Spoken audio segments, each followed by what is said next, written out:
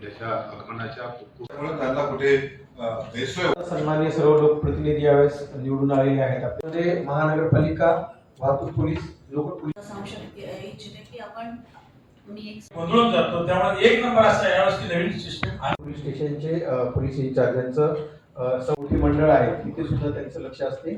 त्याच प्रमुख आहेत, त्यांनी समन्वय साधावायचा आहे. बरं होईल, कारण ते खूप अडचणीचं होतं.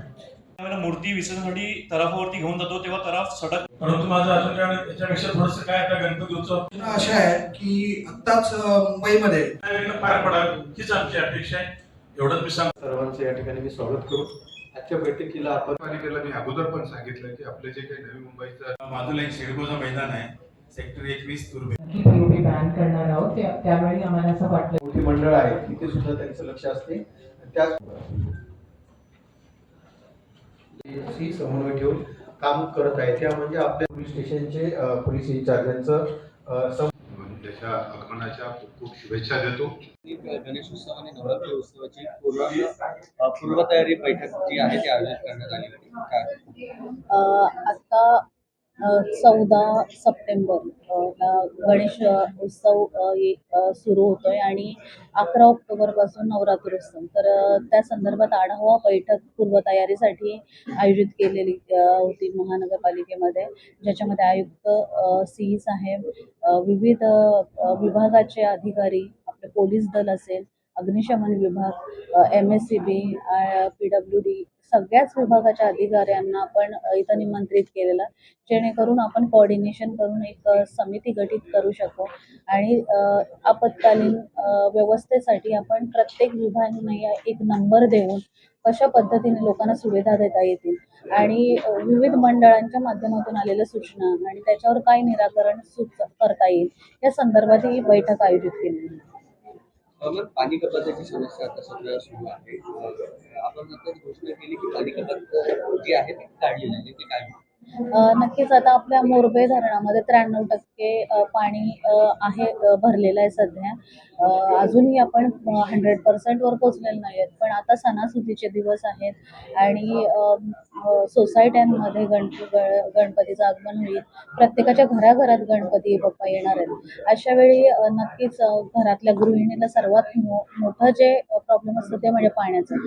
तर आत्तापर्यंत आपण जी कपात सुरू ठेवलेली, तर ह्या गोकुलाष्टमीपासून आपण ती कपात रद्द करतोय आणि पूर्ण क्षमतेने जसं डेलीचं 2 वेळ पाणी यायचं पूर्ववत तसं आपण नियोजन सुरू करतोय. मग बेलापूर प्रभागामध्ये एक मोठा प्रश्न जो आहे तो उपस्थित झाला की जे सार्वजनिक मंडळाच्या महानगरपालिकेच्या माध्यमातून जे स्टेज बांधण्यात आले होते ते काही कॉन्ट्रॅक्ट बेसिसवर देण्यात आले. त्यांचं नियोजन कसं पाहिजे?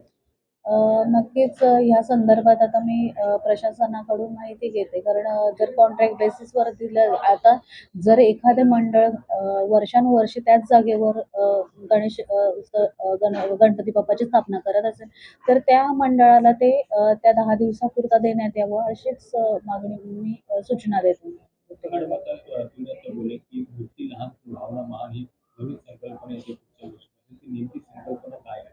नक्कीच आता आपण न्यूजला बघितलं, पेपरमध्ये वाचलं, जसं भुलेश्वरला जी घटना घडली आणि ह्यासारख्या दुर्दैवी घटना नाही आहेत. ज्या बाप्पाला आपण मनातल्या भावनेपासून जपतो, त्याला त्याची स्थापना करतो, त्याच्यात प्राण आणतो आणि विसर्जनाच्या वेळी कशा पद्धतीने त्याचं विसर्जन केलं जातं किंवा त्यांच्या मिरवणुकीच्या वेळी अशा पद्धतीने जर दुर्घटना घडते तर ते कुठेतरी मनाला लागून जातं.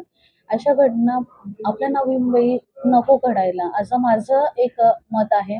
आणि आज आपण महानगरपालिकेच्या माध्यमातून महापौर ज्या स्पर्धा गणपती उत्सवासाठी जाहीर केलेल्या आहेत, तर एक मला असं कल्पना वाटली ती की अशा पद्धतीने जर स्पर्धा घेतली तर नक्कीच कसं असतं, एखाद्या गोष्टीला आपण प्रोत्साहन दिलं तर त्याचा पॉझिटिव्ह इफेक्ट येतो आणि बऱ्याच वेळा बऱ्याच लोकांची मानसिकता हीच असते की मूर्ती लहान असली तर त्या ज्या भावनेने आपण आणतो जोपासता येते.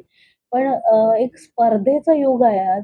ह्या मंडळांनी एवढी मोठी मूर्ती आणली म्हणून मी त्याहून मोठी आणीन, अशा भावनेने बऱ्याच वेळा म्हणजे लोक मोठ्या मूर्त्या आणतात.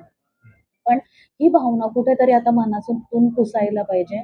गणपती बाप्पा आणताना ती आपल्या मनातून त्याच्याविषयी जी भावना आहे ती धार्मिक त्याचबरोबर सामाजिकही असावी.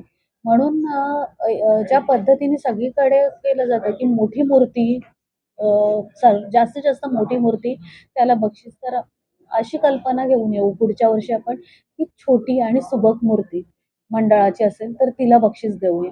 कारण त्याच्याने पर्यावरणपूरक जे आपण म्हणतो, की पर्यावरणपूरक आपल्याला गणेशोत्सव साजरा करायचा आहे. सगळ्यात मोठं पर्यावरणपूरक मेसेज तर त्याच्यातून जाईल, की मूर्ती लहान आहे. त्याच्यातून जे जलप्रदूषण होणार आहे किंवा काही तर ते कमी प्रमाणात होईल आणि ज्या भावनेने ती मूर्ती आपण आणतो त्या पद्धतीने ती जोपासली जाईल आणि चांगल्या पद्धतीने तिचं विसर्जन आणि आगमन दोन्हीही चांगल्या पद्धतीने केलं जाईल. तर तर ही संकल्पना आपण पुढच्या वर्षी नक्कीच म्हणजे गणेशोत्सवापूर्वी 2 महिने आधी आपण राबवूया. शेवटचा प्रश्न, आपत्कालीन घटना काही घडली तर ती काही निघणार आहे का? नक्कीच आता बघा प्रत्येक आपल्या नवी मुंबईमध्ये कार्यरत नवी मुंबई महानगरपालिका आहे. याच्यामध्ये वेगवेगळे विभाग आहेत. सुरक्षितेच्या दृष्टीने त्या विभाग कार्य करतात. पोलीस दल आहे. अ, आपले MSCBचं वेगळं प्राधिकरण आहे. तर हे सगळ्या प्राधिकरणांना एकत्रितरित्या बऱ्याच वेळा होतं, की एखादी दुर्घटना घडली तर तिकडच्या लोकांना गडबडीत कळतच नाही, की आपण कोणाला कॉन्टॅक्ट करावं.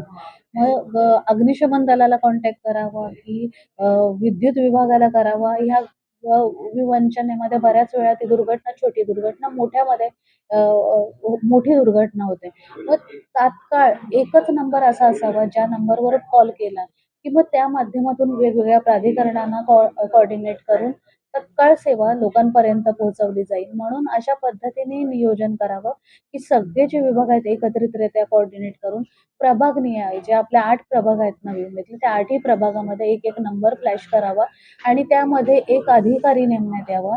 जेणेकरून ते तो तत्काळ फोन रिसीव्ह करून त्या प्राधिकरणांना तत्काळ सूचित करून तिथं तत्काळ जे नियोजन आहे ते पुरवलं जाईल. शेवटचा प्रश्न, त्याचा गणपती सण हा आहे जो आता काही दिवसांमध्ये येऊन ठेपलेला आहे. आता ही जी उर्वरित कामं जी आहेत ते करण्यासाठी काही डेडलाईन वगैरे दिली आहे. आता बघा आता डेडलाईन नाही, आता पूर्ण कामच व्हायला पाहिजेत आणि त्या संदर्भात म्हणजे सूचना दिलेल्या आहेत. साहेब पण बोलले, की आपण रस्त्याचे जे खड्डे आहेत ते बुजवण्याचं काम सुरू केलेलं आहे. रस्त्यात झाडांच्या फांद्यांचं छाटणीकरण सुरू आहे एकीकडे. जे सूचना आल्या, की डिवाइड जे स्पीड ब्रेकर्स आहेत तिथं अंधारात दिसत नाही म्हणून ब्लॅक अँड व्हाईट पट्टेही मारण्याच्या सूचना दिलेल्या आहेत. म्हणजे आता डेडलाईनवर थांबून चालणार नाही. आपल्याला तत्काळ हे कामं सुरू आहेत आणि सगळ्या पूर्ण नवी मुंबईभर जिथं-जिथं ह्या सगळ्याची गरज आहे तिथं पूर्णपणे ते क्षमतेने काम सुरू करण्यात येईल.